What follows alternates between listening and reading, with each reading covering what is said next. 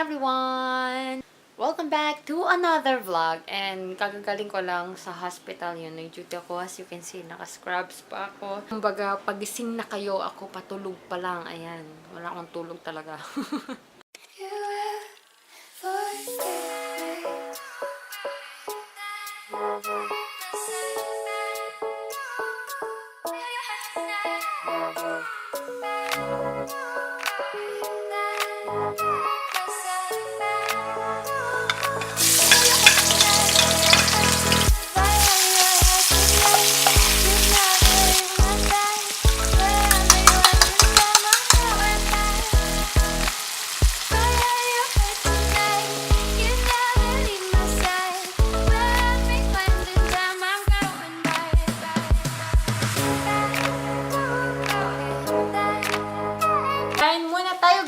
Meron tayong ginisa na itlog with a lot of tomatoes and plain fried rice. Breakfast is finished, guys. So, maliligo na ako para makatulog na.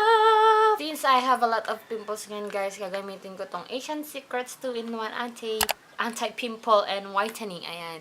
Tapos na ako mag-shower and ginamit ko yung Asian Secret na anti-pimple na sabon and the smell is so good. Parang alam niyo yung parang mild soap lang yung amoy niya, parang mga sabon ng mga baby. And kapag nilalather mo siya sa skin, sobrang hindi siya yung hindi siya yung drying, yung niya, yung feeling habang nilalagay mo. Sobrang niya, sobrang parang madulas yung pagkaka-apply kapag nilalather na siya sa skin. So, let us see kung sakto nga kaya ko ginamit yan kasi madami akong mga pimples ngayon. Meron ako dito and dito. So, tingnan natin, sakto yung pangyayari. Question of the day, guys. Comment down below kung ano yung gustong-gusto nyo na skincare product para malaman natin and para matry din. Kasi, lalo na dun sa mga pimple pro ng skin, let me know kung anong favorite product nyo. I will just do my makeup, guys, para makaalis na kami. Nakakainis tong laptop ko. Minove ko kasi siya kasi na to, dead bat na. Minove ko siya, tapos nakasaksak. Namatay! I'm currently uploading the... why you're not in focus? Ayan. I'm currently uploading the Sison, my review of the Sison Creamy Matte Lipstick. So, if you're interested to know my thoughts about that product, I will put the link down below or here in the i-button. Actually, hindi effective yung i-button ko eh. Sa link na lang kayo sa baba. Finally, guys, may bago ng packaging yung BBholic. This is everyday BB cream na in the shade beige. Ayan. Yung parang light, parang puti ata yung ganito niya. Tapos, black lang din.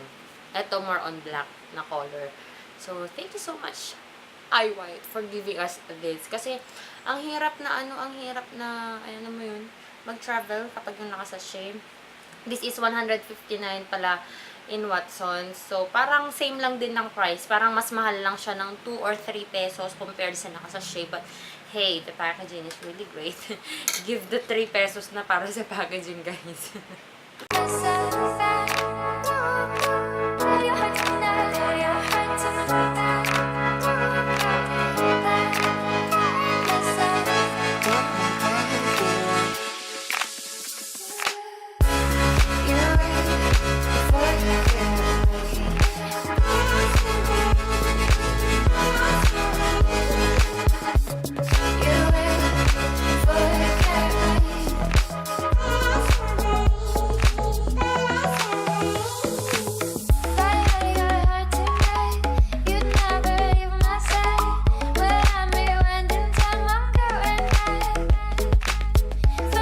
I'm ready to go, guys, pero tulog pa si Bebe, so I don't know kung susunduin din kami nila mama ni Mac.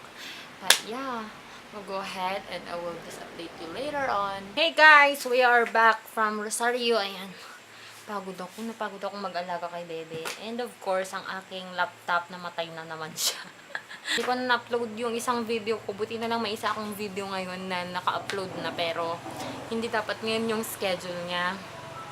But yeah, I will still fix that one. Before I end this video or before I close this video, guys, I just want to do a shout out sa mga nagko-comment sa Instagram post ko. So let's start with Vicky Ima and Sharp Flying Flamingos, Stuff Looks List _M, and sa mga nagla-like, Salamat sa mga nagla-like. Grabe. Ang dami. Hindi ko alam kung dahil ba sa mga hashtag ko or what. But, yeah. Sis, Gracia! Gracia Bonita. And then, kay Jenny Yu. Kay Jonah_mine_08. Char? Jonah. And then, kay... sino to? Ang hirap i-pronounce. Kay LilyLove90X and then kay Relatable with double E. Thank you so much guys for following me and for commenting on my videos sa pagla-like sa mga videos, sa mga pictures ko, yeah. Sa pagla-like. So, ayun.